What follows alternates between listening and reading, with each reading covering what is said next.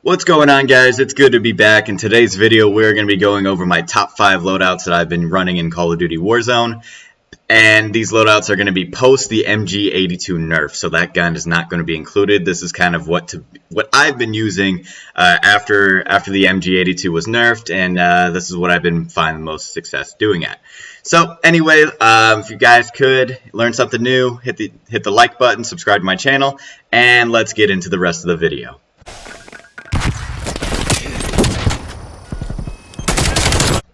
So starting from the bottom at number 5, we have the M4A1, but it is my fully loaded class. This is one of those guns that's always been reliable for me. You could also add in the Grau as a replacement, kind of with a similar build. Basically, the reason I've been using this gun, I like the iron sights. I like the fact that I can run fully loaded. This is really for those late game situations where you're going to need fully loaded because you don't want to drop in with no ammo, and you just want to, drop in, get the best gun you have, and help out your teammates. Pretty standard build, monolithic suppressor, stock M16 Grenadier barrel, commando foregrip, 60 round mags, and fully loaded perk like I mentioned before. EOD, Ghost, Battle Hardened, Semtex, Flash, and I use akimbo N19s for my secondary. That's just what I use. You can put in whatever secondary you want to use there.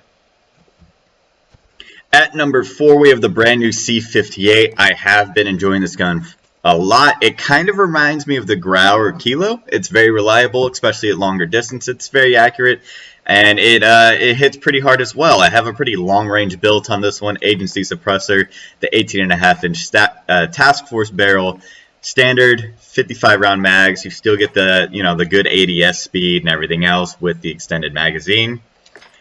The airborne elastic wrap to kind of help balance out that longer barrel and the agency suppressor, and then I use the axial arms 3x optic. You can use whatever optic you want to use, but this is the one that I enjoy using.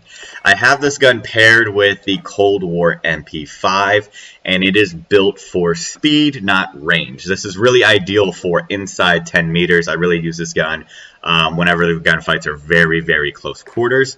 I have a sound suppressor, 9.5-inch task force barrel, mostly for the strafe speed, bullet velocity, and effective damage range. I'm not too worried about the recoil of this gun. To balance that out, I have the SVOD speed grip, again built for speed and accuracy.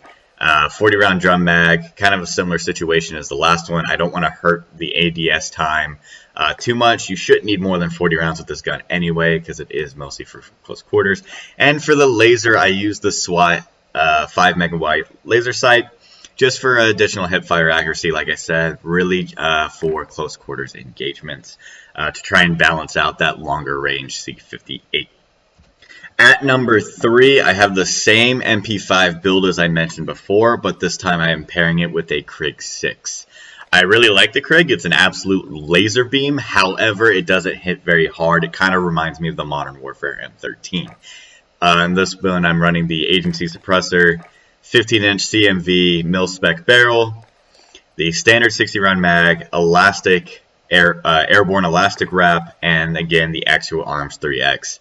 The reason that I don't use a field agent grip or even the SVOD speed grip on this weapon is because of the recent barrel buff for the Cold War barrels, adding in that extra horizontal and vertical recoil control. It's not super necessary to have an underbarrel attachment anymore. What I've been finding is that whenever you add that underbarrel attachment, your ADS speed is just too slow, and it almost feels like a light machine gun. It is that bad. So instead, I've been running the airborne elastic wrap in order to kind of help that ADS speed.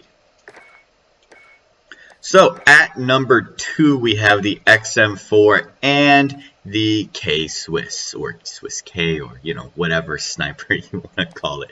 Anyway, for the sniper, because of its recent buff, it really draws comparison to the Kar 98. The reason I like this one better is because, yes, it has a slightly slower ADS than the Kar 98, but it hits a little bit harder, meaning that if you don't get that initial headshot, you can quickly readjust and hit the guy a second time and definitely down your opponent.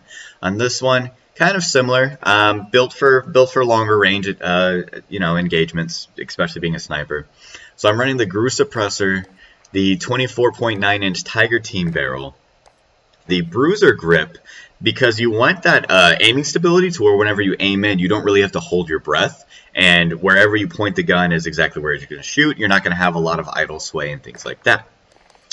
As for the laser sight, kind of the same thing. Maximizing your ADS and aiming stability. I'm going with the SWAT 5 megawatt laser sight.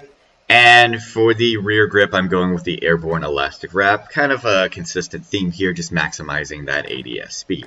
As for the XM4, this gun is more built for close to medium ranges. It can do long-range engagements, however, the recoil is slightly worse than something of like the Farah or the Krig 6, so where it's kind of hard to hit your shots downrange, which is why I've decided to pair it with a quick ADS sniper.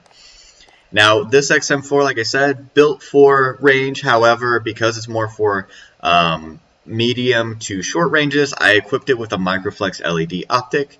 But the rest of the build is pretty standard of the other ones. The agency suppressor, the 13.5-inch task force barrel, standard 60-round mags, airborne elastic wrap, like I said before, for that ADS speed. I'm probably going to come out with a video pretty soon kind of explaining the differences of why I'm choosing to use a rear grip for ADS instead of an underbarrel for accuracy. Moving on to the last gun on this list. You guys have probably been hearing about this gun a lot, the Farah. It is an absolute beast. It kind of, it reminds me of the Grau back before it was nerfed, believe it or not. It feels like it hits downrange so well, it hits very hard, and it is very controllable. I'll probably make a video breaking down the full specs of this weapon as well as showing off kind of recoil patterns and stuff like that. But as for the build, kind of the same theme we've got going here. Grew suppressor, the 19.5-inch Liberator barrel. Actually, that is wrong. I should be using the 18.7-inch Spetsnaz RPK barrel. My apologies. Yeah, 60-round mag, a Grew elastic wrap, kind of same as before, and then the Axel Arms 3X optic. If you choose to use this gun, I promise you, you're probably going to do very well at it. The recoil is extremely manageable and easy to control. With that, all that being said, those are my top 5 loadouts I've been using lately. Thank you guys for tuning in the video. If you could, please do me a favor and hit a like button. If you want more content like this, you can go ahead and subscribe to my channel. And towards the end of the video, I'm going to talk about like why I haven't been uploading as much lately.